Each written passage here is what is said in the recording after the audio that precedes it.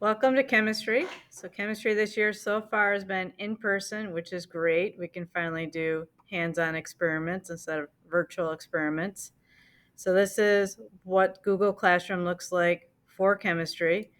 So it does look different for students. Unfortunately, Google does not create a student view for teachers. So this is how it looks for me. So I have a weekly schedule I put up for every week so the students can see what we're doing each day, if they're just curious what we're doing or if they're going to be out. Now I do change this after I set it in stone at the beginning of the week as things progress. So sometimes you need to check back to see if that's what we're still doing. Resources, chemistry reference tables available here. Everyone does have a paper copy. Paper copy is the way to go, much easier than using a digital copy. So this year I've arranged chemistry into 6 different units. So our first unit called alchemy. So we're starting to look at what matter is and doing experiments to determine the different types of matter.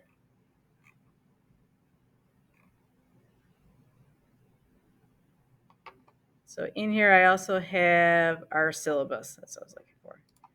So this explains what we're doing. So my name, Miss Becker. So this is a course based on New York State Physical Setting Chemistry core curriculum. So the goal is everyone will sit for a Regents exam this June. And for some kids, this might be their first actual science Regents exam. Some may have taken living environment a few years ago.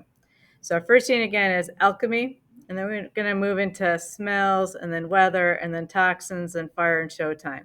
So I've arranged the units this year where the kids get to explore with the content before we formally do notes, and I put a lot of terms onto what they are learning, they're exposed to, and what they are beginning to understand. And it's also spiraled, so things we start to learn in the beginning unit, we keep coming back to, and then we'll come back to that in subsequent units to remember the material, but also learn how to apply it to the new material we're using.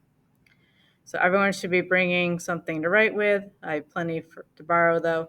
Calculators are provided. They're old and not very good. So if you have a non-graphing calculator handy, I highly recommend bringing that to class right now. And a graphing calculator cannot be used on the RINS exam. So if the kids don't like the calculators they're using in my classroom, I suggest they find a scientific calculator or other non-graphing calculator to bring to the Regents exam.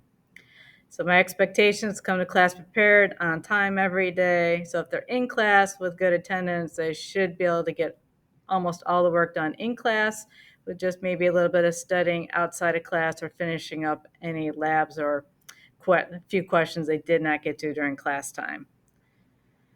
So we've already gone through this with students. So grading is broken down to 75% summative.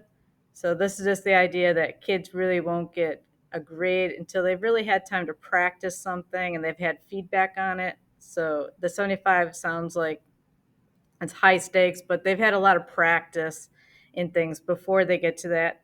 We're doing weekly quizzes too, instead of a big test every few weeks. So the lowest test scores will be dropped at the end of the quarter. So it gives an opportunity to learn from their mistakes and show growth over the quarter. So again, Google Classroom is going to be utilized for digital things, but again, I'm trying to do as much paper-based activities as possible this year. Kids learn better on paper. They learn better when they can actually physically touch laboratory equipment and manipulate things. So hope they're excited to be back in class actually doing real experiments. So again, they need to complete 1,200 laboratory minutes. I'll keep track of that. Honestly, as long as they have decent attendance and complete the work, I've never had a student have any trouble meeting that lab requirement. If there are any issues, I'll reach out to you very early so we can address that and not have it become an issue at the end of the year. So I always tell the kids, remember, chemists try, and they need to learn that sometimes learning is a struggle, but it's okay, and they can do hard things.